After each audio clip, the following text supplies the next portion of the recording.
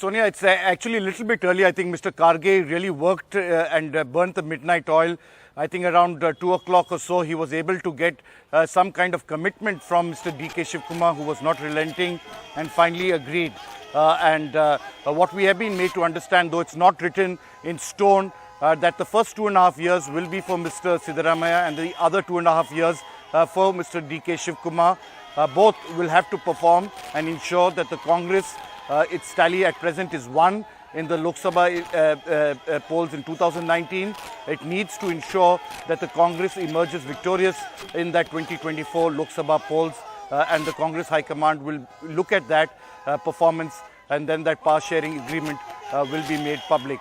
So it's clearly something that the High Command will definitely have uppermost in their minds.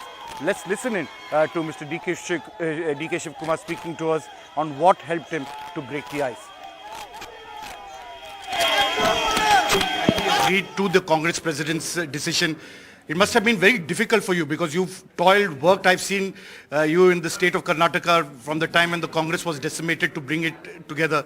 You know, after working hard, you always want that gain, and that is why you were extremely determined for that top post. How did you finally concede to this? See, ultimately, for various reasons, suppose you think that we have done not won the election, what would have been the position? So now we have won. We have to get the fruit out of it.